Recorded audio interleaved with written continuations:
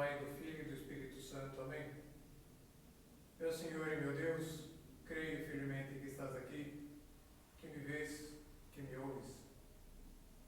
Adoro-te com profunda reverência. Peço-te perdão dos meus pecados e graça para fazer com fruto esse tempo de oração. Minha Mãe Imaculada, São José, meu Pai e Senhor, meu anjo da guarda, intercedei por mim.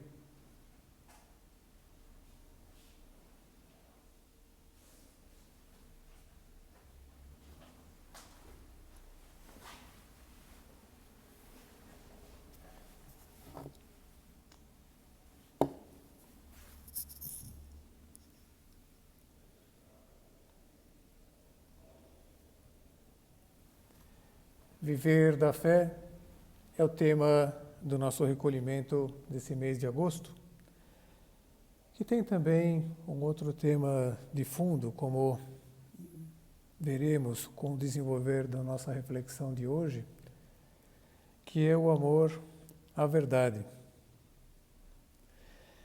Viver da fé é uma característica que nós identificamos sempre naquelas pessoas que consideramos vitoriosas e que de alguma forma também exerce uma atração forte, que nós tendemos a acompanhá-las, né? E quando bobeamos, até nos surpreendemos assim, imitando-as em alguns aspectos do modo de ser, do modo de reagir. Acontece tantas vezes no mundo do esporte. Nós esperamos identificar a fé. A fé naquele jogador que acredita em todas as bolas, no futebol, no vôlei, se estica lá e acredita, e de fato chega e marca o gol, e salva aquela bola que depois, bem colocada do outro lado, faz marcar o ponto. Nos tenistas, e a pessoa acredita e chega lá. Lembro que há algum tempo atrás, numa entrevista dada por essa goleadora brasileira, Chu Santos, que teve algum tempo fora do Brasil, que estava na China, e agora voltou, foi contratada pela Locomotiva, a ferroviária. Mas uma campanha anterior, quando eu estava no Ajax de Osasco, tinha tido lá uma boa performance, um desempenho espetacular. Em 10 jogos ela tinha marcado 12 gols. Quando perguntaram a razão ali do seu sucesso, qual o seu segredo, ela respondeu: o atleta tem que estar bem posicionado e acreditar em todas as bolas. É o que eu faço. Eu acredito sempre. Uma fé, não propriamente na bola, mas uma fé em si mesma, uma autoconfiança, que é extremamente necessária na vida para todos nós, nos diferentes jogos que temos que enfrentar, em todas as situações. O torcedor sempre espera isso e grita: vai, acredita! E o narrador esportivo, cheio de vibração, também vai: acredita! Ele acreditou! Gol! E há uma explosão de satisfação, e mais uma vez que a pessoa se vê que não foi defraudada. Aquele jogador, de fato, é um jogador de fé. Uma característica, dizíamos, que todos devemos ter em qualquer jogo em que estejamos envolvidos, no jogo amoroso, a fé em que vai dar certo, eu posso dar o passo agora, vou pedir-lhe em casamento. A fé em que já pedi em casamento, já estou casado, ela já está casada. A fé em que o casal vai superar essa crise pela qual está passando e ele vai conseguir quebrar a prevenção que a sogra criou a respeito de si para poder cativá-la, ou então vai conseguir lidar com a antipatia que sente pelo cunhado. Acredita e investe, vai em frente. Uma fé que é necessário ter em qualquer jogo do ponto de vista do exercício da profissão. Aliás, desde a escolha da profissão, será que eu vou me dar bem nessa área quando estou prestando vestibular, mas depois também no primeiro emprego ou numa mudança de emprego, sempre logicamente ponderando bem, porque é preciso ter o pé no chão, não trocar um pássaro na mão por nenhum, né? Mas, ao mesmo tempo, sabendo confiar, sabendo acreditar, empreender naqueles momentos em que parece que a mudança é necessária. E também no jogo da nossa vida pessoal, dessa superação, querendo bater os próprios recordes, superando aquele modo tímido de ser, que vai se propondo a participar mais de uma reunião, a investir na amizade, puxar conversa com aquela pessoa e para cortar com tanta inibição, ou o que for, né? Superar as suas marcas na sua tendência a ser precipitado nas decisões, ou a ser desordenado com as suas coisas materiais, ou até na distribuição do seu tempo. É necessária a fé. É necessária sempre uma boa dose de confiança. Mas a verdade é que essa fé humana em si mesmo, nas outras pessoas e até nas próprias potencialidades do mundo é limitada. Não é suficiente para atingir a plenitude de realização a que nos sentimos chamados. Essa que nós sentimos falta, né, de preencher na nossa sede de plenitude. Aqueles níveis de superação que nós almejamos, só com essa fé humana, a verdade é que nós não chegamos até esses estágios, até esses pontos.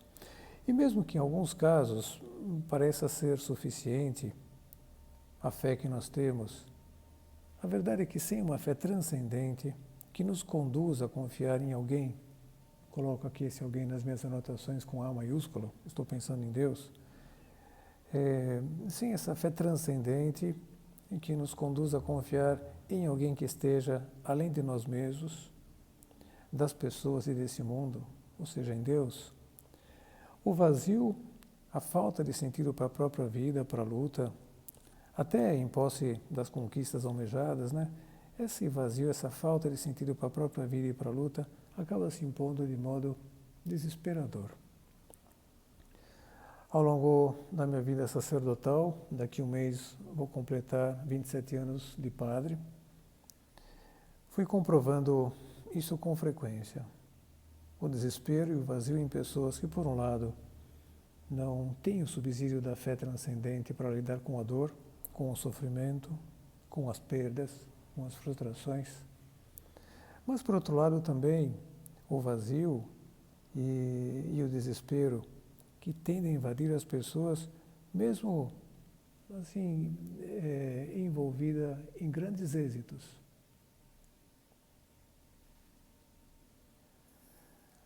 Comprovado a verdade das palavras iniciais de um livro que eu gosto bastante, de um autor norte-americano chamado Léo Treze. O livro se intitula Não Vos Preocupeis. Foi editado pela Quadrante, aqui no Brasil, que, aliás, tem vários outros títulos do mesmo autor.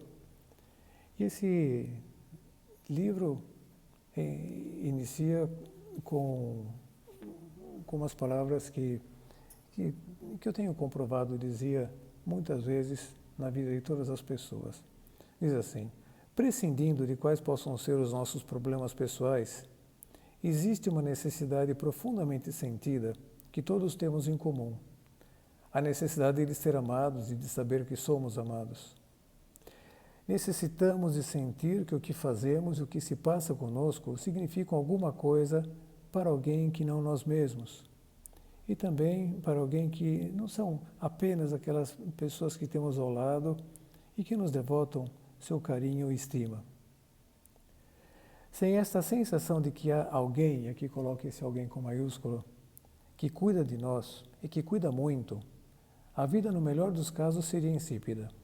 E no pior, assustadora até o suicídio. A nossa filosofia cristã de vida começa com a convicção de que, a par das nossas amizades humanas, existe alguém que nos ama profundamente e que se preocupa intensamente com tudo o que nos acontece. Esse alguém é, evidentemente, Deus.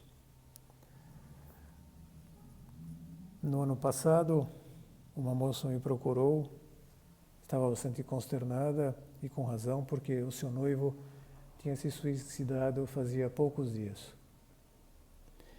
E um rapaz brilhante, tinha feito uma faculdade prestigiosa aqui em São Paulo, e com 28 anos já tinha atingido um status assim profissional invejável, com o correspondente respaldo econômico, tinha um bom salário, já tinha uma reserva assim considerável assim acumulada, e tinha sido transferido para uma empresa no Rio de Janeiro, melhor posicionado ainda do que já estava aqui, invejável, até para tantos profissionais que eu conheço, que com 45, 50 anos ainda não atingiram aquelas metas que tinham se traçado. Esse rapaz com 28 já tinha atingido, mas talvez até motivado por as desonestidades que acabou tendo contato lá ao seu redor, pelas próprias notícias de jornais, a corrupção, e ficou desapontado, talvez tenha entrado num processo mais depressivo, sem que tivesse sido feito um diagnóstico a tempo, e o fato é que pulou do 20º andar do prédio. Fiquei sabendo depois, quando perguntei se era um rapaz de fé, que não professava nenhuma fé, pelo contrário. Tinha uma autoconfiança grande, mas não tinha uma fé em Deus, pelo menos cultivada. E a moça atribuía precisamente a isso esse desfecho, uma falta de sentido mais profundo para lidar com todos esses desafios, mesmo que tivesse tão bem posicionado, aparentemente tão vitorioso. Em todas as circunstâncias da vida, que subsídio espetacular e imprescindível é a fé em Deus. Um Deus que nos diz: tenha muita confiança em si mesmo, eu quero isso. Eu quero que você não deixe de ter em vista as tuas potencialidades, a tua capacidade, que você a desenvolva ao máximo. Mas não deixe de confiar também em mim. Confie em mim. Nesse sentido, que invejáveis são aquelas palavras de São Paulo, esse gigante da história do cristianismo, que escrevendo a um colaborador seu, que ele acabou deixando à frente de uma comunidade que ele tinha fundado, Timóteo, é uma das cartas que estão aqui na Bíblia, mais para o final, no Novo Testamento, dizia assim, ele, São Paulo, que se encontrava já no final da sua vida, dizia: Timóteo, combati o bom combate, terminei a minha corrida, fala aqui em termos esportivos também, combati o bom combate, terminei a minha corrida, guardei a fé. Resta-me agora receber a coroa da justiça que o Senhor, justo juiz, me dará naquele dia. Resta-me agora só pegar o troféu, aquela coroa de louros de alguém que ganhou essa corrida. E acaba apontando para o seu segredo, o segredo principal: eu guardei a fé, ou seja, eu conjuguei a confiança. Essa palavra confiança é uma palavra composta em latim cum fide, com fé. Eu conjuguei a confiança em mim mesmo com a confiança em Deus. Atuei com fé em mim, mas compondo essa fé em mim com a fé em Deus, numa parceria assim que se tornou para nós inquebrantável. Desde o início da história do mundo, particularmente desde o início da nossa história humana, Deus tem reclamado de nós essa confiança, uma confiança amorosa, declarando-nos que Ele nos ama infinitamente, que nos criou à sua imagem e semelhança por um ato, de fato, irresistível de amor, queria uma criatura com quem Ele pudesse interagir de igual para igual, nos fez a sua imagem e semelhança não do ponto de vista material, porque Ele não tem matéria, nos fez a sua imagem e semelhança do ponto de vista espiritual. Os seres espirituais se caracterizam por terem inteligência e vontade livres. E Deus nos fez assim, com a capacidade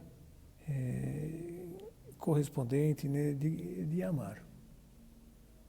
E com a capacidade de corresponder ao amor que ele tinha por nós, no exercício dessa liberdade. Isso significa dizer com a capacidade de confiar. O amor e a confiança vão extremamente interligados, unidos. Os gregos chegaram a essa conclusão e ficou registrado lá nessas obras da mitologia grega, da relação entre Eros, o deus do amor, e Psique. Ela que acabou desconfiando das intenções do Eros ao se aproximar dela, acabou fazendo com que ele fosse embora. E ele, quando se foi, fez essa declaração: onde não há confiança, não há amor.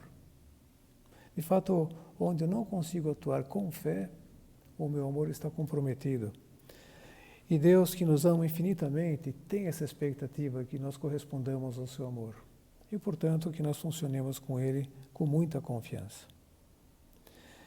E ficam assim sintetizadas as verdades fundamentais que devem ser objeto dessa confiança nele, dessa nossa fé nele, a ponto de terem seus desdobramentos no nosso modo de viver. Que verdades são essas? Essas verdades fundamentais. Primeira, que nós somos criaturas de Deus. Nós não damos razão da nossa própria existência. Não está nas nossas mãos estabelecer as regras para o nosso bom funcionamento, e menos ainda para o funcionamento do mundo.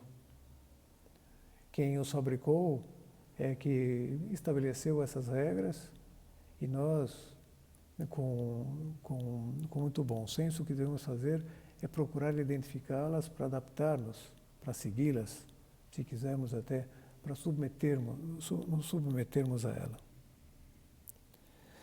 Primeiro, então, somos criaturas de Deus, mas criaturas por quem Deus tem uma predileção especial, porque nos fez a sua imagem e semelhança, com capacidade de interagir com Ele assim, com nossa inteligência e nossa vontade livres. E ainda por cima, por declaração sua mesmo, destinados a sermos seus filhos, suas filhas. É assim que Deus nos projetou. E Ele vai declarando isso no Antigo e no Novo Testamento. No Antigo Testamento, por exemplo, por boca do profeta Isaías, em que ele se dirige assim a nós: pode por acaso uma mulher esquecer-se do fruto do seu ventre? A gente até responderia: acho que sim, infelizmente. Mas ele já logo emenda: ainda que existisse tal mulher, eu jamais me esqueceria de ti. Ou seja, eu te amo mais do que todas as mães juntas, todos os pais juntos no mundo inteiro já amaram, amam e podem vir a amar os seus filhos. E depois, no Novo Testamento, envia seu Filho, Jesus Cristo, para dar-nos, de fato, esse poder de agir como filhos seus, de ser filhos seus. E quando Jesus Cristo vai nos ensinar a orar, ensina-nos a rezar assim: Pai, Pai nosso. E essas verdades fundamentais estão carregadas de consequências. Eu selecionei aqui duas delas que me parecem mais nucleares, mais fundamentais. As consequências, vamos ver aqui, primeiro, dessa verdade de que nós somos criaturas de Deus, e depois, por outro lado, as consequências que podemos tirar da verdade de que somos criaturas destinadas a ser filhos seus, filhas suas. Em primeiro lugar, criaturas de Deus. Deus foi tão bom, é tão bom, que escreveu essas regras no nosso próprio coração, as regras do nosso bom funcionamento, para que nós, colocando um pouco de esforço, consigamos identificá-las lá dentro. A verdade é que, contando com que talvez tivéssemos uma dificuldade para isso, para enxergar, para discernir, porque em algum momento a nossa vista se tornasse assim muito turva, Ele até tomou a iniciativa de revelar essas verdades, essas regras de bom funcionamento, através de Moisés, e depois de modo mais esmiuçado, através de Jesus Cristo. Mas esses mandamentos, essas regras do nosso bom funcionamento para tirar o máximo rendimento de nós como seres humanos, e portanto atingir essa plenitude que nós tanto almejamos, da qual nós tanto sentimos falta, elas estão inscritas lá dentro, estão inscritas no nosso próprio coração. Fiquei gratamente surpreso ao ver um texto muito curto da Susana Tamaro. Você com certeza ouviu falar dela, até deve conhecer suas obras. A mais famosa, pelo menos, já tem talvez uns 15, 20 anos atrás, não tenho certeza, se intitula Vá aonde o seu coração mandar. Também se converteu em filme de grande sucesso e bilheteria nos cinemas. Mas o livro ficou 3 anos em primeiro lugar em vendas. Uma razão assim, de bastante orgulho para o povo italiano.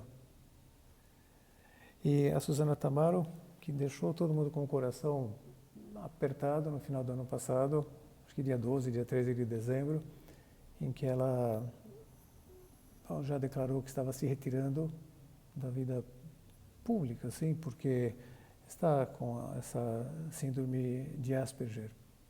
E então está deixando ela muito, muito fora de jogo.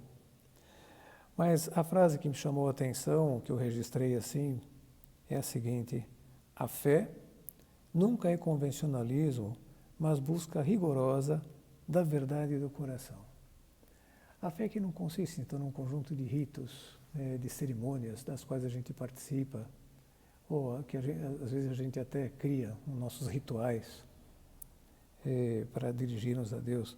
Não, que podemos ter, logicamente, nossa coleção, umas orações para antes de dormir, alguma oração para quando a gente acorda, a oração das refeições, mas a fé está para além disso que poderia ser considerado por uma pessoa que não tem fé vendo assim de fora, só como um convencionalismo, uns hábitos, né, adquiridos à base de repetir, de ser passado de geração em geração. Não. A fé está no profundo do coração. A fé nunca é convencionalismo, mas busca rigorosa da verdade do coração. Uma frase que me parece que se concatena perfeitamente com uma outra frase do Pascal, que dizia: o coração tem razões que a própria razão desconhece. Ou seja, o coração tem lá essas verdades de fé inscritas que até ajudam a própria razão a direcionar a pessoa para dar todos os passos necessários para crescer, para progredir nessa vida e atingir a sua plenitude. Uma fé que, portanto, não está brigada com a razão, mas vem de encontro para suprir aquilo que a razão sozinha não dá conta de alcançar, não dá conta de perceber. E a fé, então, se apresenta também com um grande subsídio para a própria razão. E no que consistem esses mandamentos? Santo Agostinho o sintetizou em 10. Eu aqui, sem querer fazer uma invenção de moda, eu acabei sintetizando em 5. O primeiro deles, né, o primeiro mandamento, amar a Deus sobre todas as coisas. Ou seja, tê-lo como principal referência para tudo, para todas as nossas ações. E não deixar que nós nos convertamos em referência única e exclusiva. Depois, um outro mandamento que é fundamental para o nosso funcionamento, para a nossa estabilidade, nosso desenvolvimento, é a estrutura familiar. Na classificação de Santo Agostinho, honrar pai e mãe, mas que tem muitos desdobramentos assim com relação ao relacionamento entre marido e mulher, entre os filhos, também com todos os outros níveis de parentesco. É a estrutura da família. Uma família tal como projetada por ele, por Deus, monogâmica, entre um homem e uma mulher. Interessante, né? No livro das origens, chamado Gênesis, as origens, vem lá narrado que Deus criou o homem à sua imagem e semelhança, homem e mulher os criou. E depois proclamou essa sentença. Por isso o homem deixará seu pai e sua mãe e se unirá à sua mulher e os dois serão uma só carne. A gente sempre ouve essa frase quando participa de algum casamento. O homem deixará seu pai e sua mãe e se unirá à sua mulher, não a outro homem. A sua, aquela que lhe corresponde, aquela que é a sua outra metade, a sua está no singular, portanto só uma, não as suas mulheres. É uma frase que dá para tirar muitas conclusões daí. Para uma pessoa de tradição judaico-cristã, essas discussões atuais a respeito do que deve ser considerado família, novos modelos de família, homem com homem, mulher com mulher, com direito à adoção, filho, reivindicando, né, um reconhecimento jurídico, né, de status de família para aquela sua união. A verdade é que essa discussão fica resolvida na primeira página da Bíblia. Homem e mulher, numa união monogâmica, com abertura para trazer novos seres à existência, filhos.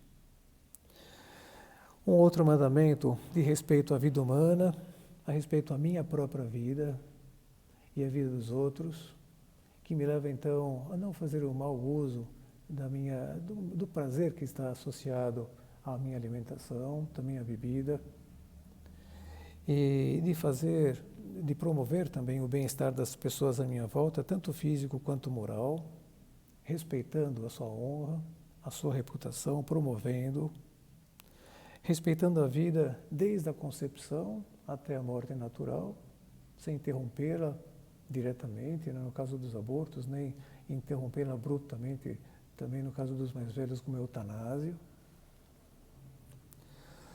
Um quarto mandamento bastante associado assim à estrutura familiar, que é o uso da sexualidade, fazendo com que ela esteja integrada à sua finalidade, que é a geração de novas criaturas e o complemento de amor entre o homem e uma mulher, com o prazer nunca buscado, portanto, por si mesmo, mas colocado a serviço da geração de novas criaturas e desse complemento de amor entre o homem e a mulher, unidos estavelmente através do matrimônio. E um quinto mandamento que eu coloquei aqui, que é o respeito à criação e à propriedade, né, de quem administra a criação, a parcela da criação, procurando que haja uma distribuição equânime dos bens mensuráveis, que me leva então a não furtar, a não malbaratar os recursos naturais, como é importante que haja esses organismos até internacionais para a preservação do meio ambiente, dos animais e tudo. E depois promovendo que as pessoas tenham uma moradia digna, tenham alimento, tenham acesso à educação, tenham trabalho para poder cultivar também a sua parecência com Deus, sua imagem e semelhança, porque Deus se manifesta desde o início das narrativas assim da revelação, próprio Gênesis, trabalhando, criando e indo dormir, por assim dizer, realizado, ao ver que tudo aquilo que foi fazendo, de fato, era muito bom. Ou seja, nós somos criaturas de Deus e nós não damos razão da nossa própria existência, nem estabelecemos as leis que devem reger o mundo e nós mesmos, para que ambos atinjamos a nossa plenitude, o máximo de realização. E Deus pede que nós confiemos nele, depositemos a nossa confiança nele. Sem essa confiança, sem essa referência principal estando nele, a verdade é que eu passo a ser a referência.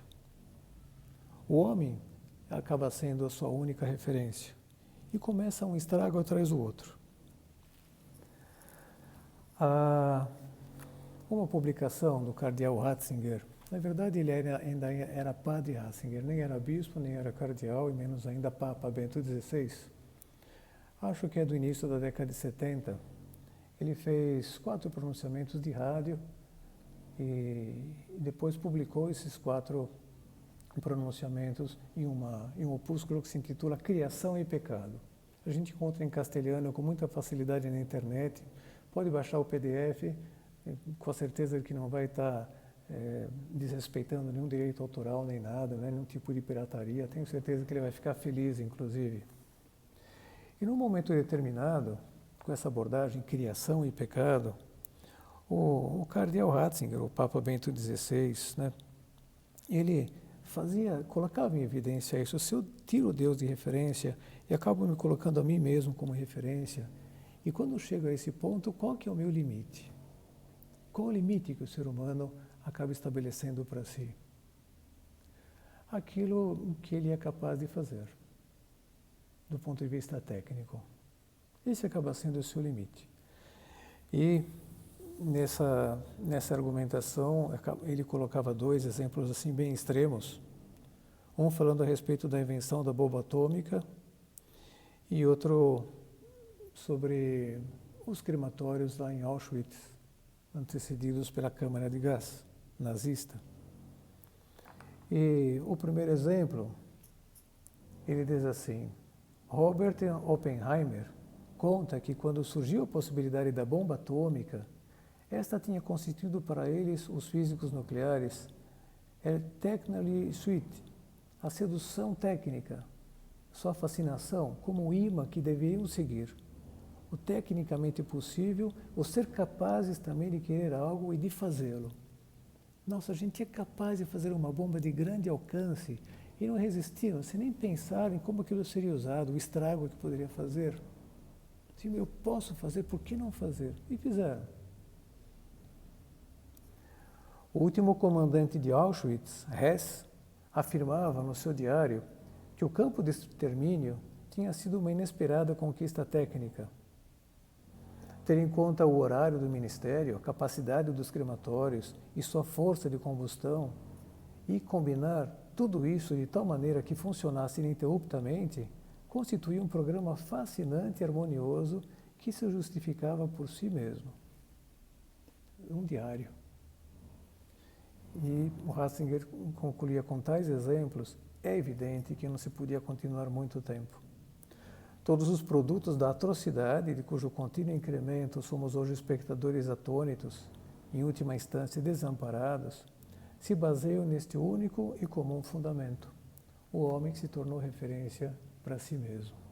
Deixou de lado a Deus como sua referência principal.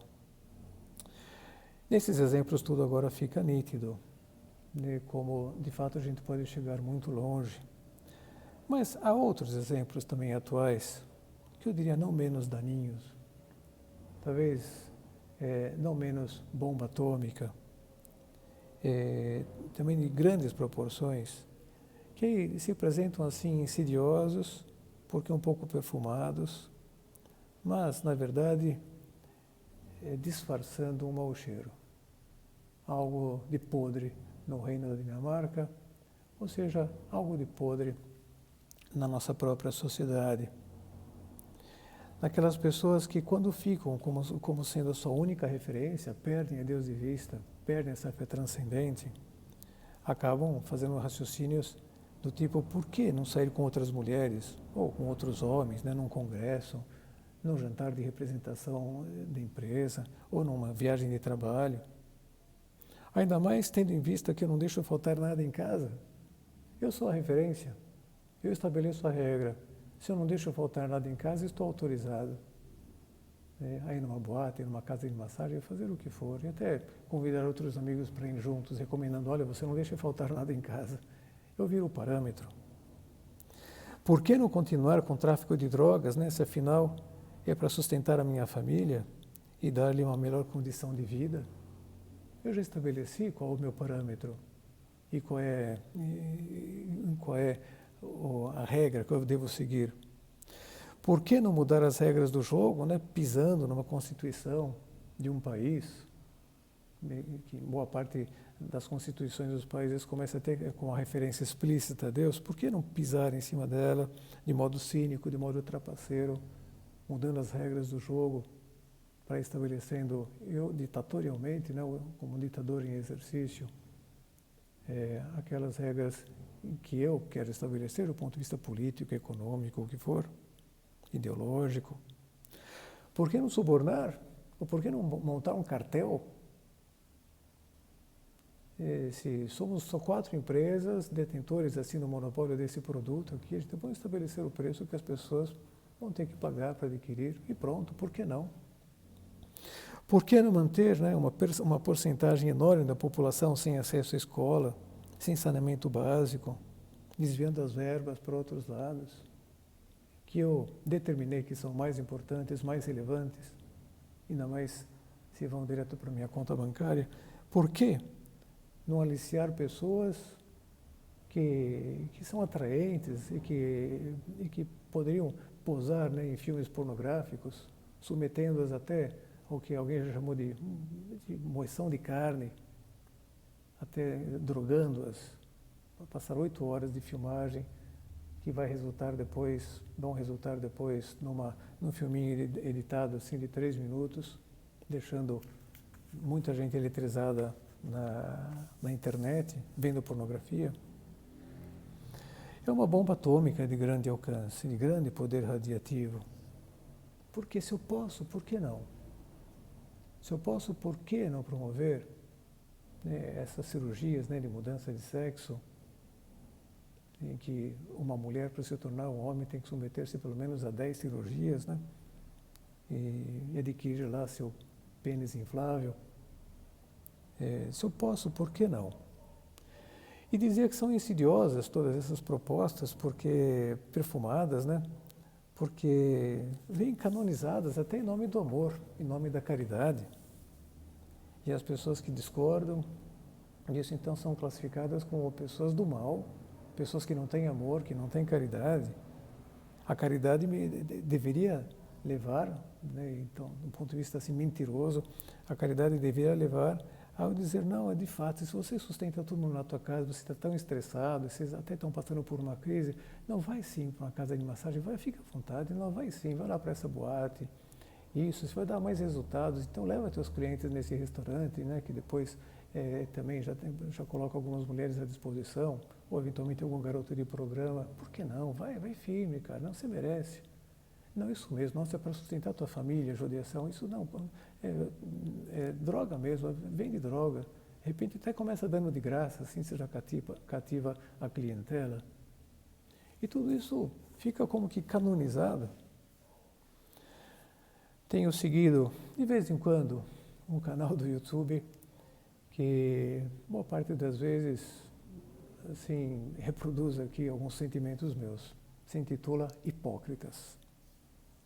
Um deles, que eu vi recentemente, é o protagonista lá, que mais aparece nas representações, dizia que ia falar sobre, vou falar aqui um termo mais ameno em função do lugar onde a gente está, nesse oratório, né? Vamos dizer, descocolizar o cocô. Ele utilizava uma outra palavra, a gente já sabe qual é, tanto faz. Ou seja, o descacalizar a caca. Eu olho, nossa, isso daí é cocô, não, mas é um cocô que já não é cocô. Não trata ele como cocô, porque já não é cocô. Não trata como caca, porque não é caca. E numa dessas, então, todas essas coisas que eu estava listando antes, vai sendo canonizada, apresentada como algo normal, como algo bom. Eu fico arrepiado cada vez que tropeço com umas palavras de São Paulo dirigidas àquela comunidade de Roma, os romanos, e nos termos em que a gente poderia dizer que essa carta podia ser uma carta aos franceses, aos espanhóis, aos italianos, né? Mas bem aos brasileiros, e vamos restringir ainda mais bem a nós aqui, os paulistanos. Diz assim: a contrariedade de Deus se manifesta do alto do céu contra toda impiedade e perversidade dos homens, que pela injustiça aprisionam a verdade, mantêm a verdade cativa, prisioneira, escrava. Porquanto o que se pode conhecer de Deus, eles o leem em si mesmos.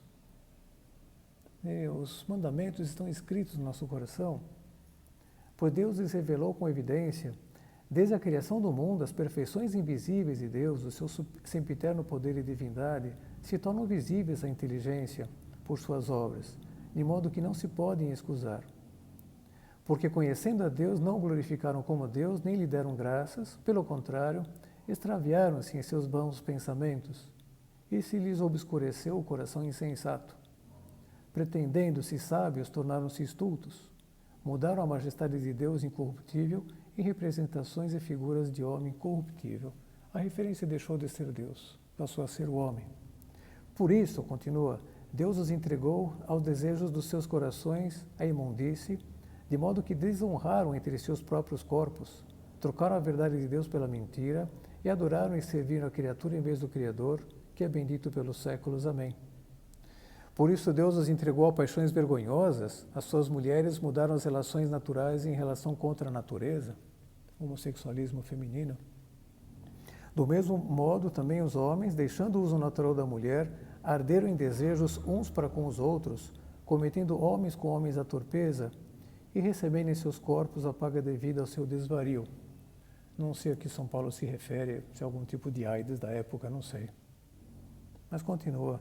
Como não se preocupassem em adquirir o conhecimento de Deus, Deus entregou-os aos sentimentos depravados, e daí o seu procedimento indigno. São repletos de toda espécie de malícia, perversidade, cobiça, maldade, cheios de inveja, homicídio, contenda, engano, malignidade, são difamadores, caluniadores, inimigos de Deus, insolentes, soberbos, altivos, inventores de maldades, rebeldes contra os pais, são insensatos, desleais, sem coração, sem misericórdia. Apesar de conhecerem o justo decreto de Deus que considera dignos de morte aqueles que fazem tais coisas, não somente as praticam, como também aplaudem os que as cometem. Ou seja, vão deixando os seus likes. Vão deixando os seus likes em todas as redes por aí, onde essas coisas vão sendo promovidas. Vão deixando como que uma curtida. Isso aí, yes. Para a promoção do homossexualismo, para a promoção da pornografia, para a promoção da desonestidade em geral, ou de tantas mentiras que vão sendo veiculadas no YouTube, no Facebook, e agora com aparência de verdade, a mentira perseguindo mentira, mas se apresentando como verdadeira, uma coisa confusa, né? E a isso nós estamos submetidos àquilo que Jesus Cristo diz que é o pecado. Há uma frase sua, famosa,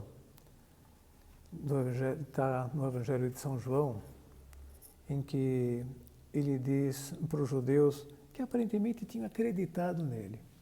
Diz, se permanecerdes na minha palavra, sereis meus verdadeiros discípulos, conhecereis a verdade vos livrará, vos libertará.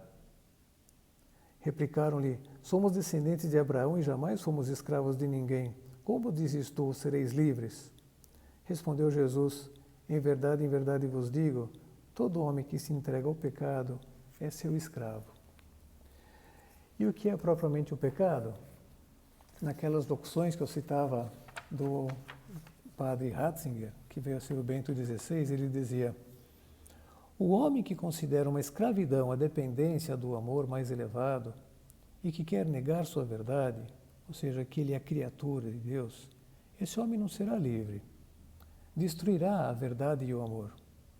Não se converte em Deus, não pode fazê-lo, mas em uma caricatura, em um pseudo-Deus, em um escravo da sua capacidade que o desintegra.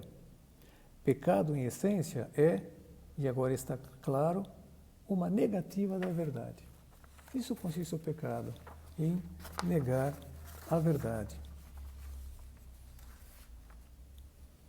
Alguém dirá, mas essas pessoas que promovem essas coisas mais aqui no Brasil não são pessoas que têm fé? Não são católicos, inclusive? E é preciso dizer, em boa parte sim, têm fé, mas uma fé customizada.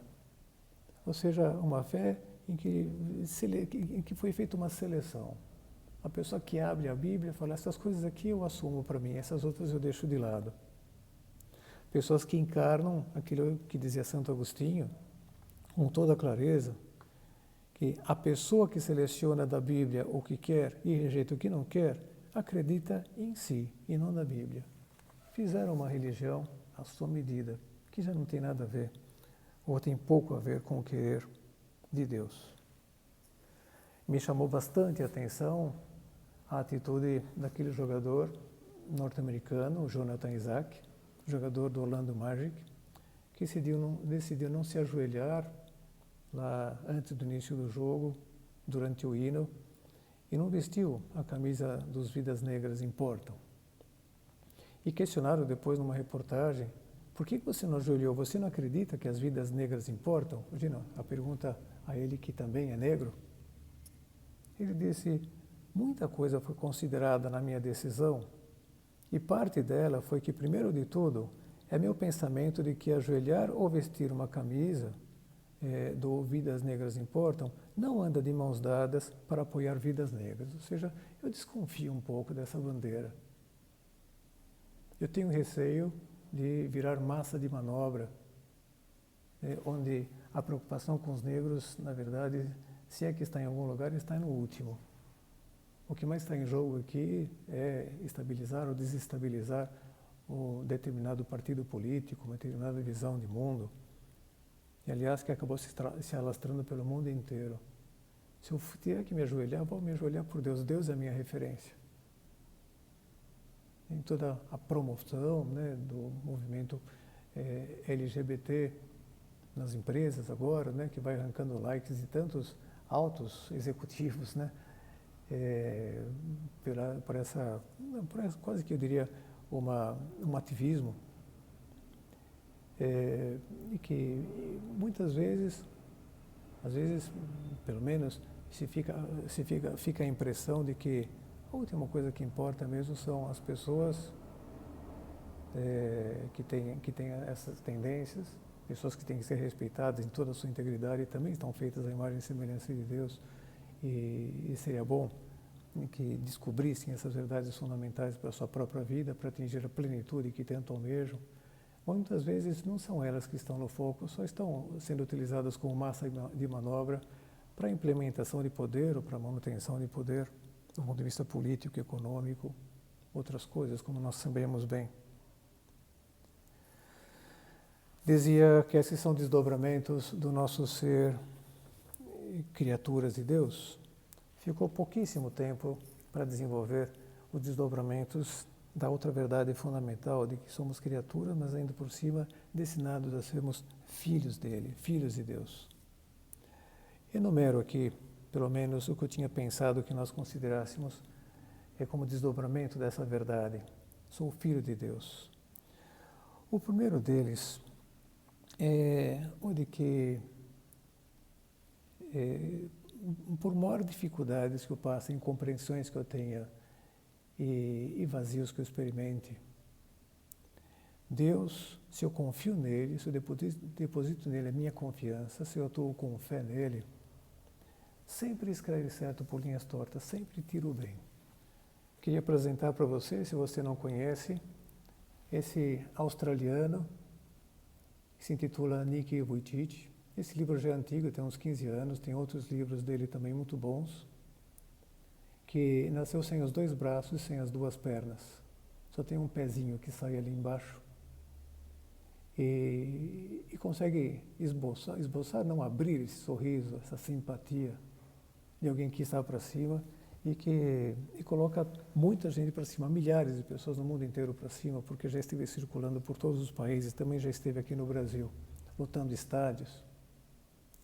E conseguiu atingir essa altitude através de um insight que lhe veio lendo também a Epístola de São Paulo aos Romanos, só que em outro capítulo, o capítulo 8º, em que o apóstolo desenvolve toda a doutrina a respeito da filiação divina.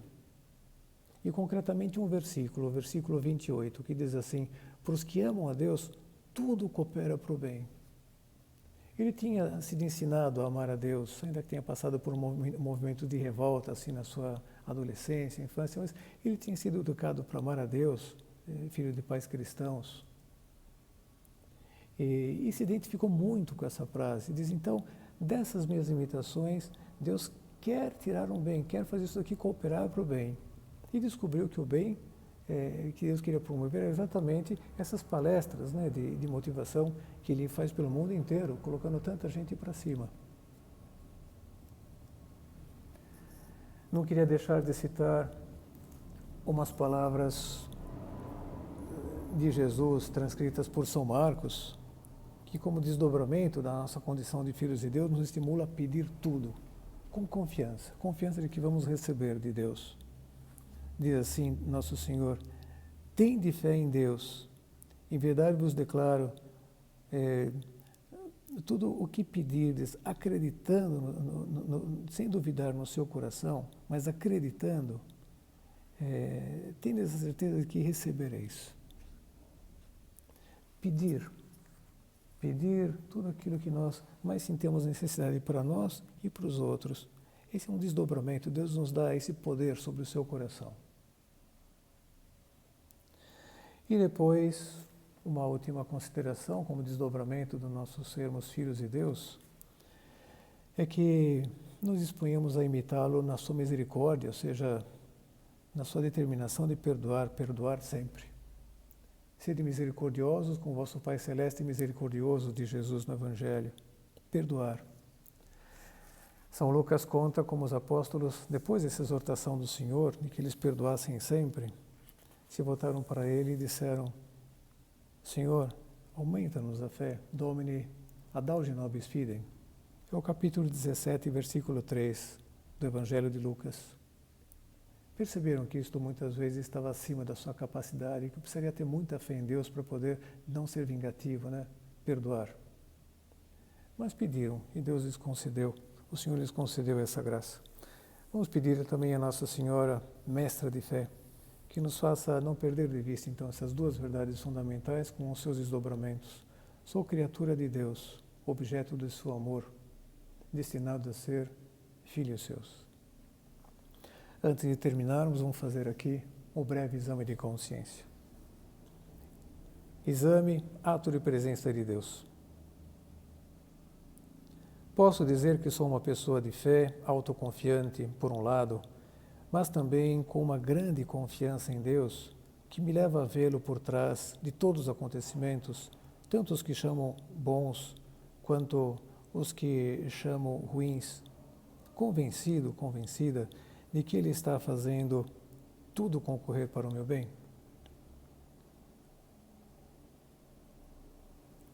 Aceito a minha condição de criatura de Deus e procuro guiar-me principalmente pelos mandamentos que amorosamente Ele inscreveu no meu coração e também amorosamente os revelou a Moisés e através de Jesus Cristo, para que eu não me extravie e trilhe os seus caminhos.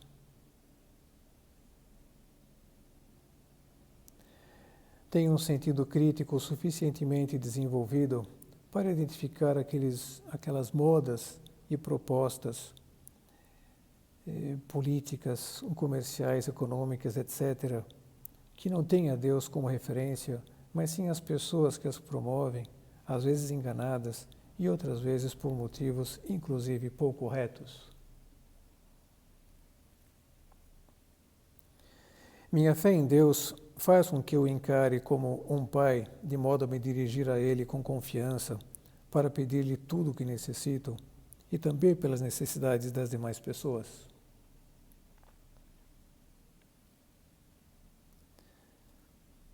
Consciente da minha condição de filho de Deus, que tantas vezes me descaminho e tenho que recorrer ao seu perdão, esforço-me também para compreender e perdoar os outros.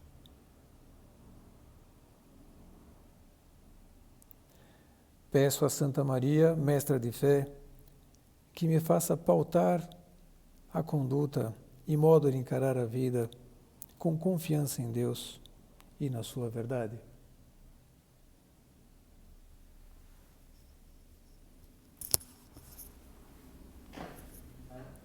Ato de contrição.